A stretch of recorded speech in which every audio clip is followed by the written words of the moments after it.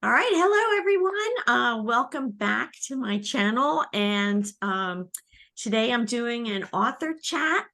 And I want to introduce Marian Beaman, who is a memoirist. And she's written two memoirs, Mennonite Daughter, Story of a Plain Girl. And part two is My Checkered Life, which is the story, Marian, of your beginning with your marriage, correct? Yes, that's correct. Okay, so great. So welcome, Marian. It's good to see Yeah. you again. Yeah, I'm pleased to and honored to be able to chat with a very well-known librarian who does YouTubes and podcasts and Zoom calls. Well, I'm trying to diversify. This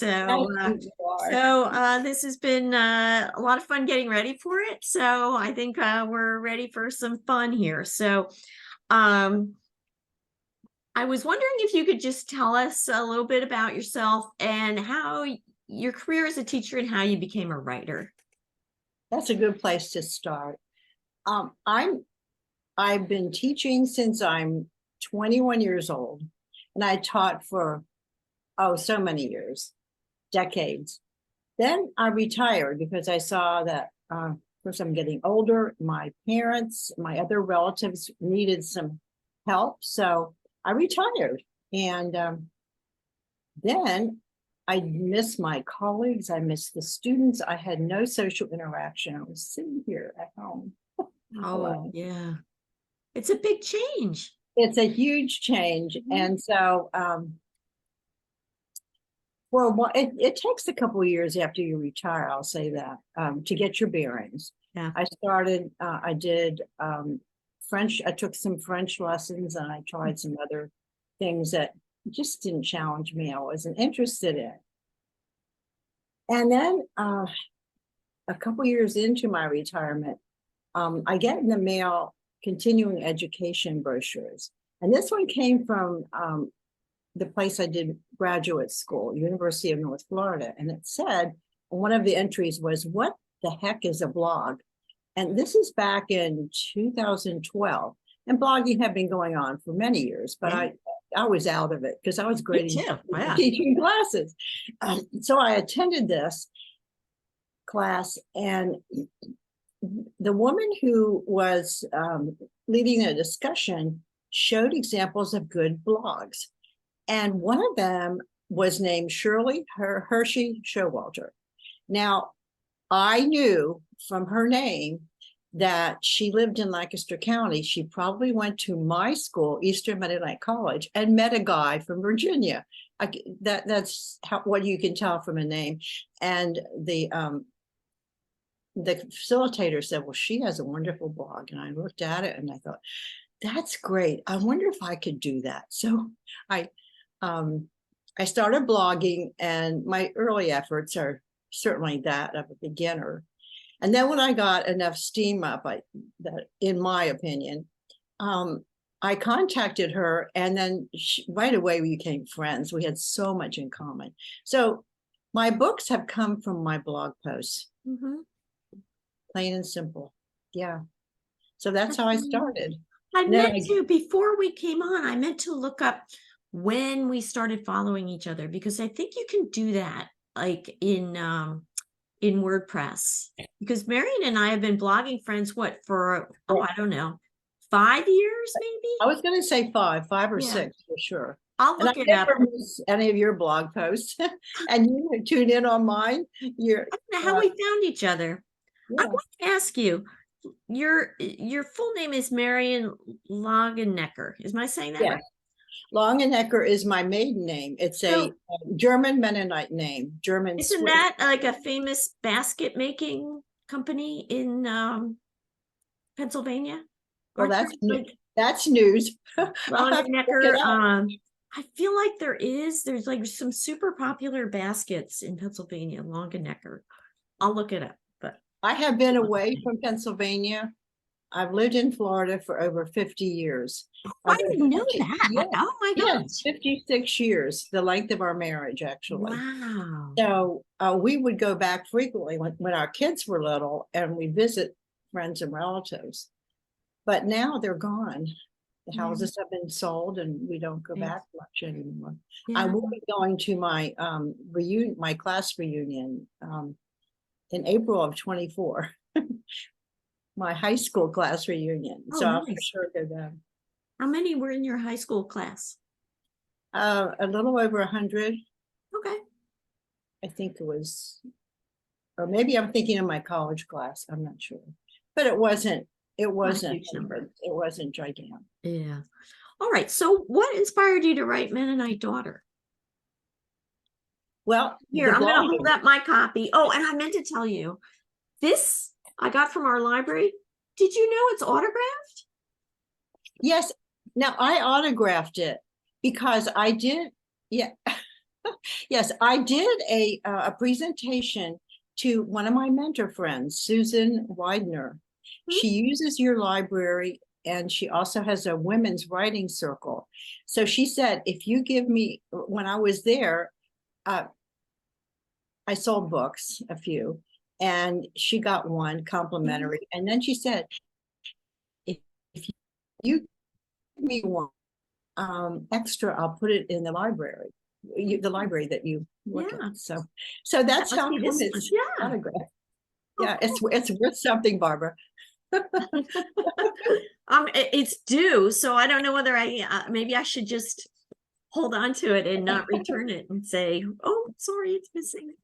I'm not going to do that. If we meet, I will give you an autographed copy with your name on. Well, so how did it come about? Okay, Blogging, so then I was invited to a writer's retreat at Checkered in Virginia. Oh, right. Where the wild ponies are. And those people, except, Shirley was there, the one whose blog inspired mine. And then others were there. And as luck would have it, or as good fortune would have it, they became my mentors. I was older than all of them, but they all had written books. They all wanted to help this poor lady that's starting out, you know.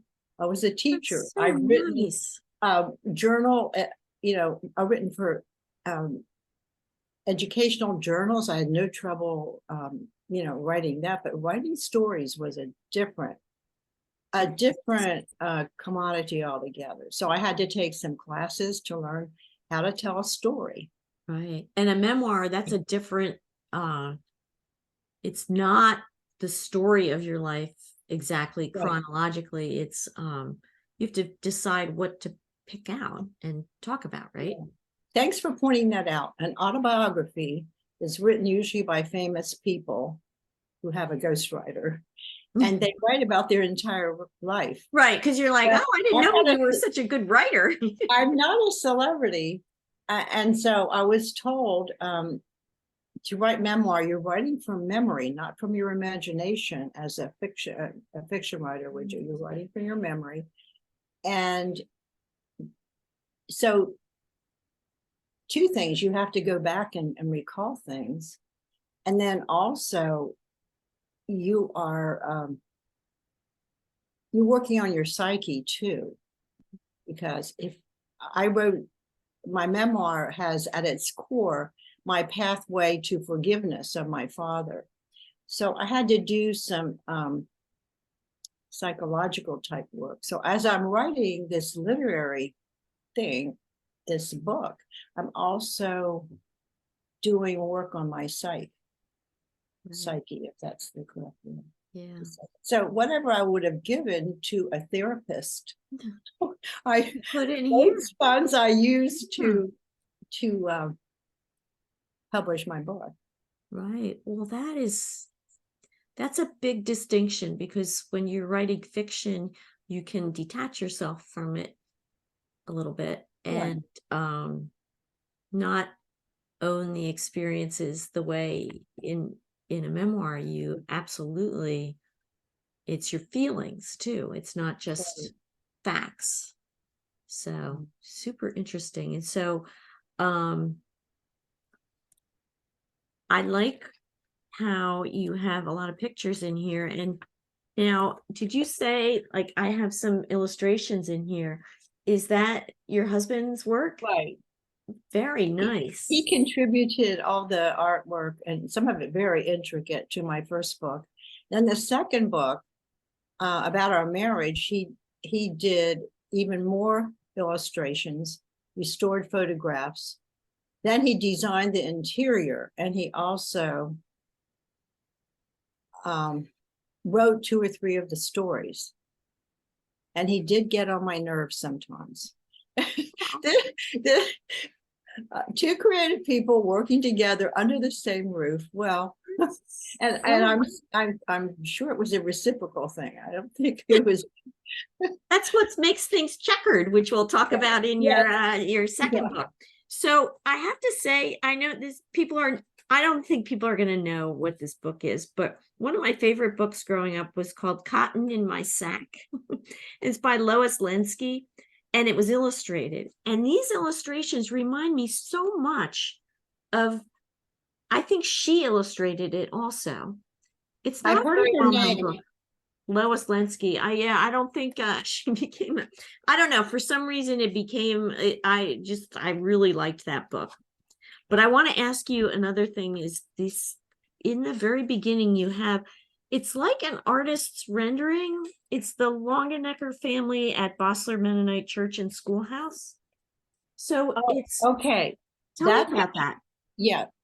Thanks for asking. That's my home church, the Mennonite Church in Elizabethtown, Pennsylvania, in the schoolhouse. The schoolhouse. And then the picture was fabricated. My husband took pictures from a photograph and redid them and imposed them on the setting. So it looked like it happened. Like everybody's gathered. I'm going to zoom in. On this Zoom call, I'm going to zoom in, and I don't know if the focus is good or not, but you can see the figures there. That's he made up the car. This would have been in the 50s. Okay. All right. That's really clever. I like it very much. Thank you. I'll pass that on to Claire. Okay, you should.